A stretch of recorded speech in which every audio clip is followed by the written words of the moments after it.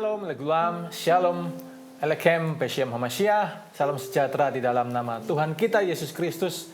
Dan kali ini Bapak Ibu Saudara-saudari kita bertemu di dalam program Heart Sayings of Jesus. Kali ini kita akan membahas salah satu ucapan Yesus yang cukup sulit untuk dipahami atau dimengerti, yaitu jualah milikmu dan berikanlah kepada orang-orang miskin. Apa maksudnya? Kita berdoa terlebih dahulu. Haleluya. Terima kasih ya Tuhan, kami mengucap syukur, sampaikan kebenaran-Mu atas kami, dan merdekakan kami di dalam firman-Mu. Bahwa firman-Mu adalah pelita bagi kaki kami dan terang bagi jalan kami. Berfirmanlah, sebab kami siap untuk mendengar. Roh hikmat dan wahyu pemahaman pengertian turun atas kami. Dalam nama Tuhan kami Yesus Kristus. Haleluya. Amin. Mari kali ini saya ajak semuanya untuk kita buka di dalam Injil Lukas pasal yang ke-18, ayat yang ke-18 sampai yang ke-27. Kita mau melihat perikop ini bersama-sama, Bapak Ibu. Injil Lukas pasal yang ke-18, ayat yang ke-18 sampai ayat yang ke-27. Orang kaya sukar masuk kerajaan Allah. Ada seorang pemimpin bertanya kepada Yesus, katanya, "Guru yang baik, apa yang harus aku perbuat untuk memperoleh hidup yang kekal?" Jawab Yesus, "Mengapa kau katakan aku baik? Tidak seorang pun yang baik selain daripada Allah saja. Engkau tentu mengetahui segala perintah Allah. Jangan berzina, jangan membunuh, jangan mencuri, jangan mengucapkan saksi dusta. Hormatilah ayahmu dan ibumu." Kata orang itu, "Semuanya itu telah kuturuti sejak masa mudaku." Mendengar itu, Yesus berkata kepadanya, "Masih tinggal satu hal lagi yang harus kau lakukan. Jualah segala yang kau miliki dan bagi-bagikanlah itu kepada orang-orang miskin. Maka engkau akan memperoleh harta di sorga. Kemudian datanglah kemari dan ikutlah aku." Ketika orang itu mendengar perkataan itu, ia menjadi amat sedih sebab ia sangat kaya. Lalu Yesus memandang dia dan berkata, "Alangkah sukarnya orang yang beruang masuk ke dalam kerajaan Allah. Sebab lebih mudah seekor unta masuk melalui lubang jarum daripada seorang kaya masuk ke dalam kerajaan Allah." Dan mereka yang mendengar itu berkata, "Jika demikian, siapakah yang dapat diselamatkan?" Kata Yesus, "Apa yang tidak mungkin bagi manusia, mungkin bagi Allah." Bapak Ibu Saudara-saudari, banyak orang berkata bahwa Alkitab itu khususnya perjanjian baru berisi 60% selalu berisi tentang hal-hal seputar keuangan atau finansial. Oleh karena itu seringkali dijadikan sebuah rujukan, ya, pengajaran-pengajaran tentang finansial yang notabene kadangkala keluar dari jalur, ya, masuk ke dalam sebuah teologi kemakmuran. Benar, saudara, tetapi itu masih koma. 60% termuat semuanya mengenai finansial atau keuangan, tetapi selalu di dalam norma yang kelihatannya negatif. Yesus menyitir hal-hal yang mengenai keuangan itu di dalam norma atau sense yang negatif. Ini yang seringkali tidak disampaikan, sehingga orang-orang hanya memahami separuh dari kebenaran itu. Mengapa demikian? Perikop ini menjelaskannya kepada kita, saudara. Siapakah orang kaya ini? Kalau kita lihat perbandingannya di dalam Injil-Injil sinoptik yang lain, ya, yaitu di dalam Injil Matius dan Injil Markus, jelas orang kaya ini juga adalah seorang ahli Taurat ternyata. Dan dia sangat kaya. Entah kayanya adalah karena warisan atau kayanya adalah karena perbuatan yang tidak benar. Ya, tidak ada integritas dalam hal keuangan yang notabene umum dilakukan oleh orang-orang Farisi dan para ahli Taurat pada zaman Yesus hidup, saudara. Nah, dan dia bertanya kepada Yesus, "Engkau guru yang baik," kelihatannya memuji, ya. "Ya, apa yang harus aku perbuat untuk memperoleh hidup yang kekal?" Yesus jawab seperti ini, ya, "Loh, kamu kan ahli Taurat, kamu kan ngerti firman." Yesus sitir yang namanya 10 perintah Allah. Yesus sitir yang namanya hukum moral itu. Intisari daripada Torah, daripada Taurat perjanjian lama. Dan orang ini sebetulnya paham. Dia lakukan kok, saudara. Dia lakukan firman itu. Buktinya apa? Dia katakan apa? Semuanya telah kuturuti sejak masa mudaku. Ya, hormati ayah ibumu, jangan mengucapkan saksi dusta, jangan membunuh, jangan berzina, jangan mencuri, semuanya sudah dilakukan. Tapi orang ini tidak punya sebuah kepastian akan keselamatan untuk memperoleh hidup yang kekal. Di dunia ini banyak orang beragama, apapun agamanya, tetapi tidak mempunyai sebuah keyakinan atau kepastian kehidupan yang kekal atau keselamatan. Benar memang kata firman Tuhan, keselamatan hanya ada di dalam Yesus Kristus. Yohanes 14 ayat yang ke-6 berkata demikian, bukan? Akulah jalan, kebenaran, dan hidup.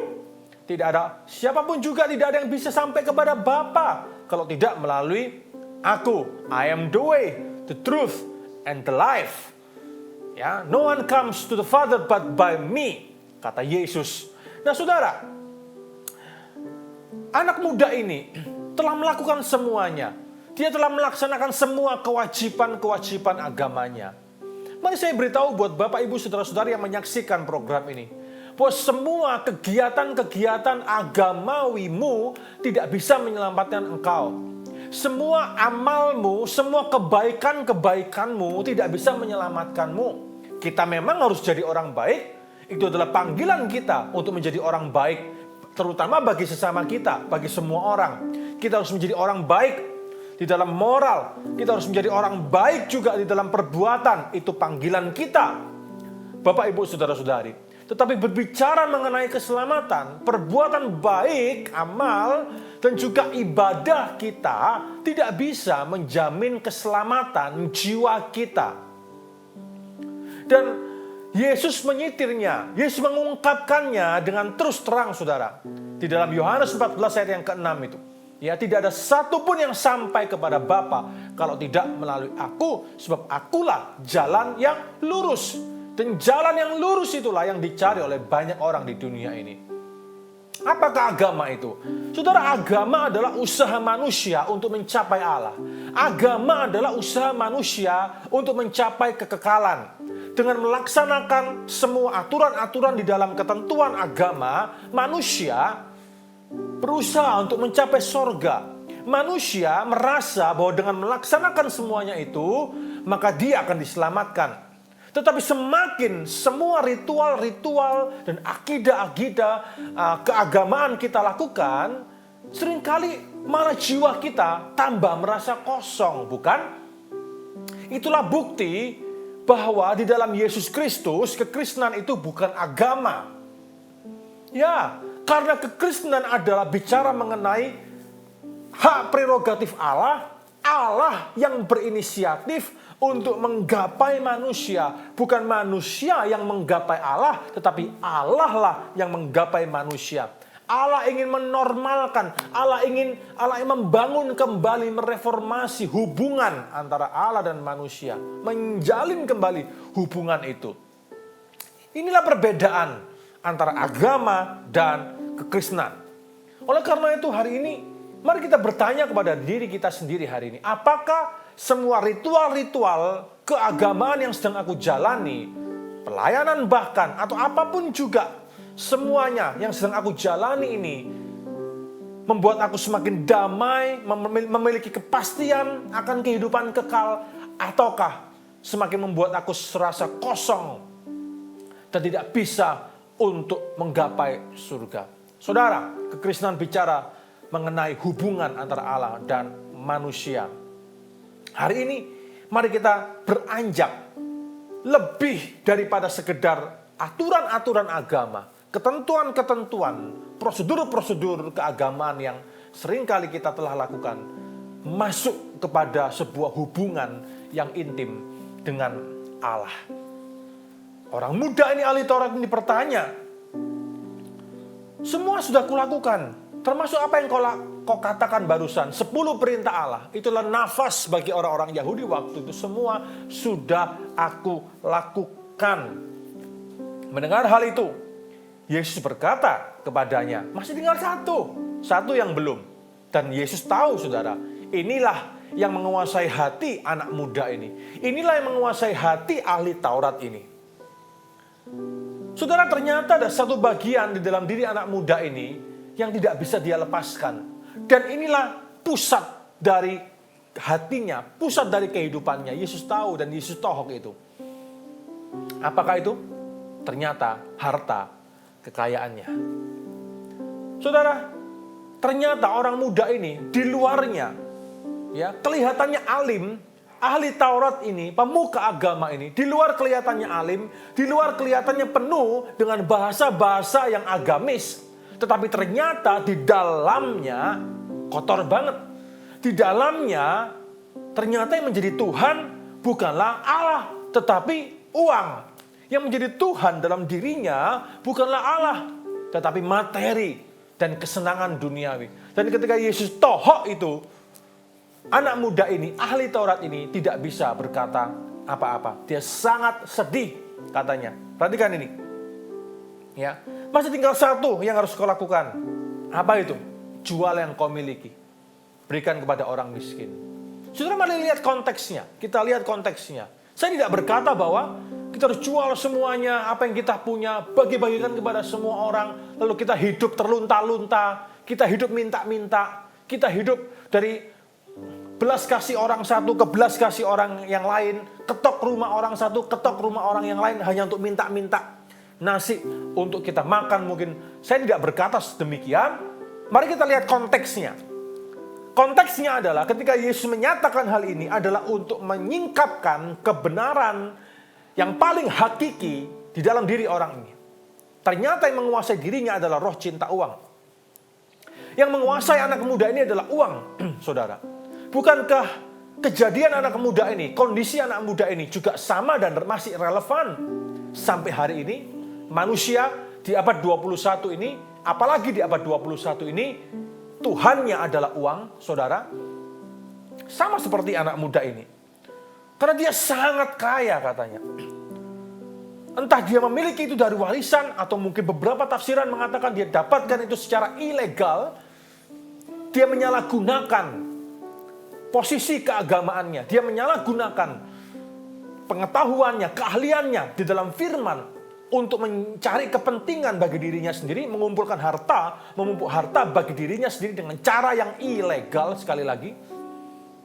Berapa banyak orang melakukan itu hari-hari ini? Saudara, biar itu menjadi perenungan buat kita bersama-sama.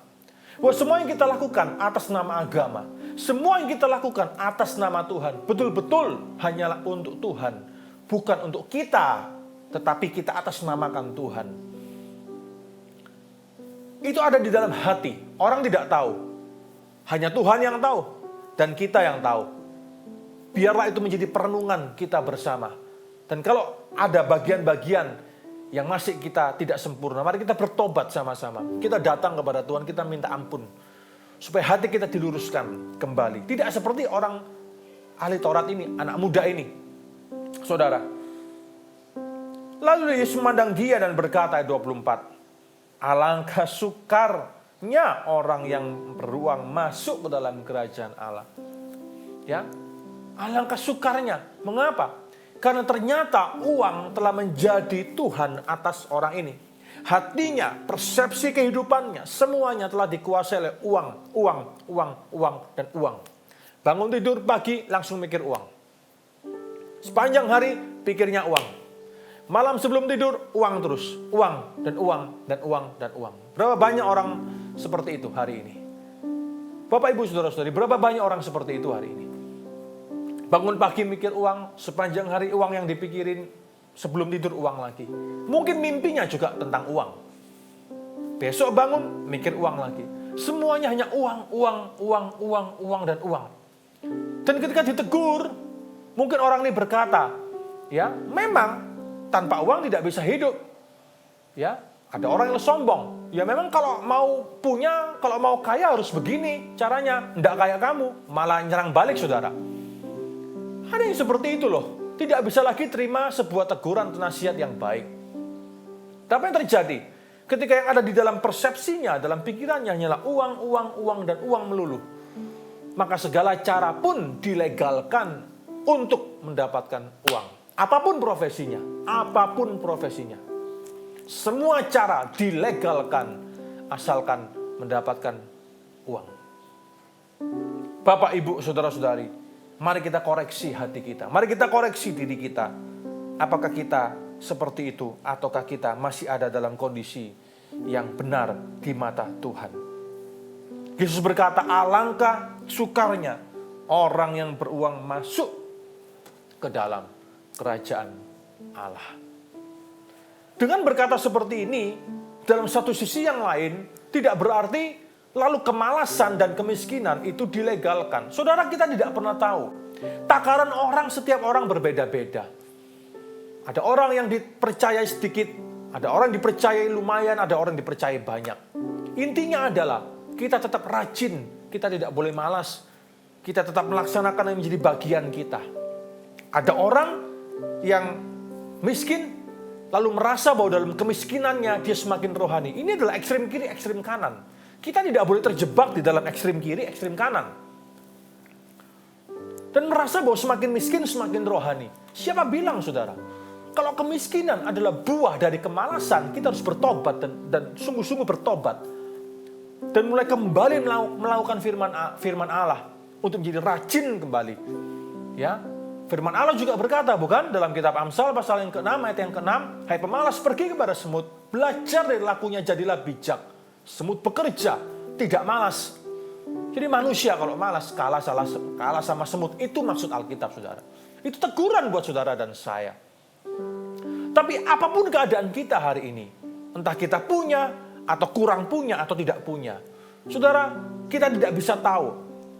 Semuanya anugerah Tuhan. Yang penting adalah kita terus bekerja dengan rajin. Kita terus berusaha dengan rajin. Pastilah berkat Tuhan menyertai. Pastilah Tuhan akan menyatakan banyak hal yang indah di dalam kondisi atau kondisi keuangan kita semuanya. Kita tidak pernah tahu bagaimana cara Tuhan bekerja memberkati setiap kita, bukan? Dengan cara apa? Kapan waktunya? Saudara, hari ini kalau engkau di atas secara ekonomi, jangan kau sombong. Kenapa? Karena roda kehidupan itu berputar. Siapa tahu? Kita tidak pernah tahu. Ya, 5 tahun lagi, 10 tahun lagi, roda berputar, kita yang di bawah. Dulu orang yang di bawah, sekarang yang di atas. Kita tidak pernah tahu, saudara. Ini tidak ada hubungannya dengan Tuhan jahat, Tuhan baik. Nggak ada hubungannya. Itulah roda kehidupan manusia. Itulah realita kehidupan. Yang terpenting adalah kita melakukan apa yang Tuhan telah tentukan bagi kita. Terus berusaha dengan rajin. Terus belajar dengan rajin. Percayalah, berkat Tuhan selalu menyertai orang-orang benar. Anak cucu orang-orang benar.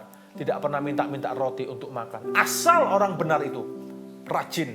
Asal orang benar itu mau terus berusaha. Saudara mungkin bukan yang paling pintar di kampusmu. Engkau mungkin bukan yang paling pintar mungkin di sekolahmu. Saudara mungkin bukan yang paling pintar di tempat pekerjaanmu, di perusahaanmu. Saudara mungkin bukan orang yang terpintar di asosiasi tempat engkau bergabung. Engkau mungkin bukan orang yang paling kelihatan. Tapi kalau engkau tetap rajin dan terus berusaha, maka engkau akan memperoleh hal-hal yang lebih baik dari waktu ke waktu, lebih tinggi dan lebih tinggi lagi dari waktu ke waktu. Di sanalah promosi dari Allah itu bekerja. Promosi dari Allah bekerja melalui kerajinan dan bukan kemalasan, saudara. Kalau kita hari ini malas, tidak mau bekerja, hanya makan tidur, lalu kita berharap bahwa berkat Tuhan menjadikan kaya, susah payah tidak akan menambahinya, berarti kita sedang menyalahi firman Tuhan itu sendiri. Bukan itu maksud dari teks itu. Oleh karena itu hari ini, setiap anak Tuhan, setiap orang Kristen, mari kita rajin dalam bekerja. Hati saya miris, saudara. 20 tahun yang lalu, saya pernah bertanya kepada seorang pengusaha, dan karena saya melihat banyak lowongan kerja yang ada di koran-koran pada waktu itu, selalu mencantumkan yang pertama Kristen. Ya, lowongan pekerjaan apapun juga, syarat pertama selalu Kristen. Itu 20 tahun yang lalu. Tapi kalau kita lihat hari ini, tidak ada lagi syarat itu. Hati saya tergelitik. Dan saya bertanya kepada seorang pengusaha, mengapa Pak? Kepada beberapa orang, saudara. Dan jawaban dari beberapa orang ini, hampir-hampir sama. Kira-kira seperti ini. Ya, justru yang Kristen itu, kinerjanya tidak memuaskan. Atas nama pelayanan, atas nama kesibukan bergereja, pekerjaan ditinggal, tidak profesional. Justru yang bukan Kristen kerjanya lebih bagus. Saudara, hati saya miris ketika mendengar jawaban-jawaban seperti ini. Berapa banyak seringkali kita bawa pelayanan, kita bawa kesibukan di gereja, ya, untuk kemudian dia menafikan pekerjaan kita. Saudara, ini salah. Ini salah betul. Kita harus tahu, ya, dalam pekerjaan kita juga melayani Tuhan. Pelayanan itu bukan hanya di dalam gereja, pelayanan juga di luar gereja. Kampus kita itu pelayanan kita. Studi kita itu pelayanan kita. Pekerjaan kita itu pelayanan kita. Karir kita itu pelayanan kita. Bisnis kita itu pelayanan kita. Dimanapun kita berada, di luar gereja, di dalam gereja, sama saudara. Avoda, ibadah, pekerjaan, dalam satu akar kata yang sama dalam bahasa Ibrani. Efek, avoda. Sama saudara. Jadi jangan didikotomikan, jangan diparadokskan, jangan dibenturkan antara pekerjaan dan pelayanan. Mari kita betul-betul menjadi orang Kristen yang menjadi panutan di dalam dunia kerja. Dalam marketplace, apapun posisi saudara, apapun profesi saudara, jadilah yang paling rajin. Engkau mungkin bukan yang terpintar, mungkin engkau bukan yang terbaik, tapi kalau engkau jadi orang yang paling rajin, terus berusaha, niscaya engkau pasti akan jadi yang terbaik. Niscaya berkat Tuhan, berkat rohani, berkat jasmani akan menyertai kehidupanmu. Hari ini, jadilah orang yang rajin. Kalau engkau tidak bisa jadi orang yang paling pintar, jadilah orang yang paling rajin. Cerailah hari ini dari roh kemalasan, saudara. Itu bukan bagian dari orang Kristen. Amin, Bapak, Ibu, saudara-saudari. Oh, lihat kata firman selanjutnya. Sebab lebih mudah seekor unta masuk melalui lubang jarum daripada seorang kaya masuk ke dalam kerajaan sorga. Saking sulitnya, saking uang itu betul-betul membelenggu hati orang muda ini. Hari ini sama ya, orang-orang muda. Semuanya pada pengen instan, cepat kaya, cepat punya, cepat ini, cepat, semuanya cepat. Karena budaya kita budaya cepat, semua cepat. Saudara, easy come, will easy go.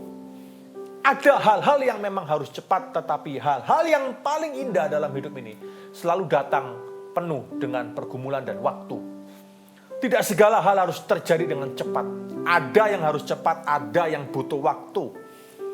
Jangan semuanya diinstankan. Karena budaya kita adalah budaya yang seperti itu hari-hari ini. Kalau demikian, siapa yang dapat diselamatkan? Apa yang tidak mungkin bagi manusia, mungkin bagi Allah. Ya, mungkin. Oleh karena itu kenapa Alkitab memanggil kita, anak-anak muda, untuk kita tidak mencintai uang lebih daripada Tuhan. Uang adalah alat. Jangan diperalat oleh uang. Karena uang adalah alat di dalam kehidupan. Untuk pekerjaan yang baik. Bukan alat untuk pekerjaan yang buruk. Jangan diperalat oleh uang itu. Cerita ini kemudian berjalan terus, saudara. Dengan sebuah peneguhan di pasal yang ke-19. Lukas pasal yang ke-19. Sakeus. Lihat pertobatan Sakeus di sana. Cerita yang telah kita baca berkali-kali, saudara. Lihat ya. Ketika Sakeus ketemu dengan Yesus. Apa yang dia lakukan, saudara? Apa yang dia lakukan? Di ayat yang ke-8. Kita mau lihat ya. Injil Lukas pasal yang ke-19 ayat yang ke-8. Tetapi Sakeus berdiri dan berkata kepada Tuhan. Tuhan, setengah dari milikku akan kuberikan kepada orang miskin. Dan sekiranya ada sesuatu yang kuperas dari seorang, akan kukembalikan 4 kali lipat. Wow. Yesus nggak suruh loh Sakeus lakukan seperti ini, saudara. Tapi inilah yang disebut sebagai metanoia. Pertobatan sejati. Berbalik 180 derajat. Tuhan nggak suruh Sakeus kembalikan semuanya. Orang kalau ketemu Yesus dan bertobat sungguh-sungguh pasti berubah.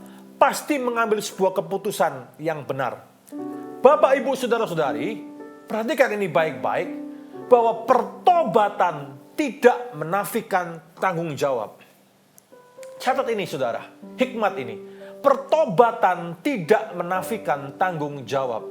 Ketika bertemu dengan Yesus, Sakeus diubahkan oleh kehadiran Yesus.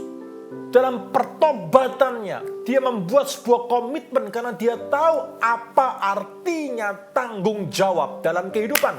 Banyak anak-anak muda tidak tahu apa arti tanggung jawab. Banyak orang-orang yang punya uang tidak tahu apa artinya bertanggung jawab. Sehingga dengan uang yang dia miliki, dia hancurkan orang lain, dia hancurkan semuanya. Dengan nafsunya, dengan ketamakannya akan uang, dia rela untuk menggantikan semuanya, menghancurkan hubungan-hubungan di dalam kehidupannya demi uang.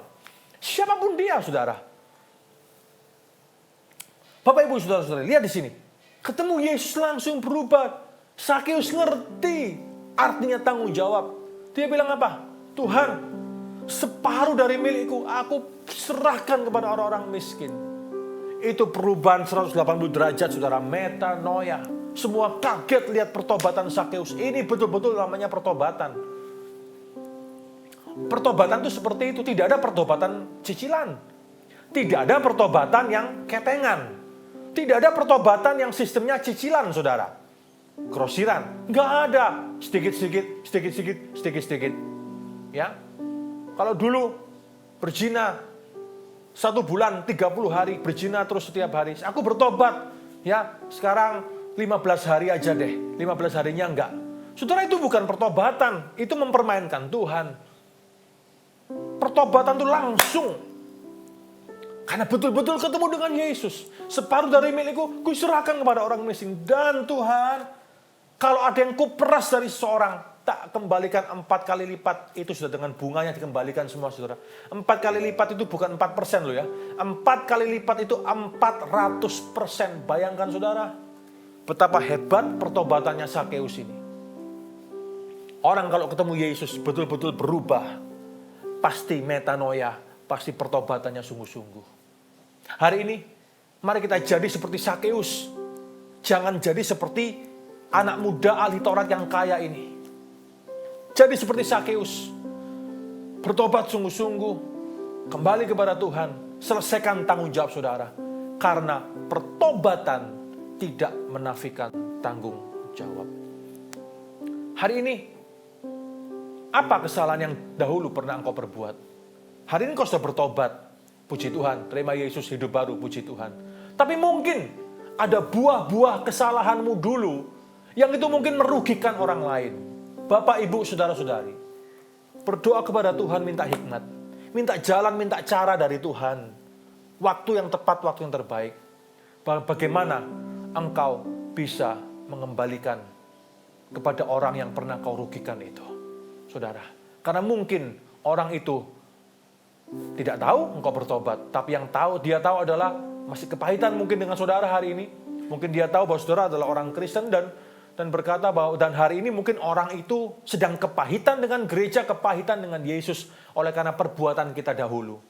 Saudara, kalau kita punya itikat baik, hati yang baik, selalu ada cara, selalu ada jalan untuk menyelesaikan semuanya. Untuk menunjukkan bahwa pertobatan kita tidak menafikan tanggung jawab dalam kehidupan kita. Saya berdoa, kiranya Allah akan membukakan pintunya dan waktu yang terbaik untuk kita menyelesaikan apa yang harus kita selesaikan di masa lalu kita. Amin, Bapak, Ibu, Saudara. Mari hari ini kita belajar untuk kita tidak terikat dengan uang. Susah, betul. Saya tahu semua kita mengalami hal itu.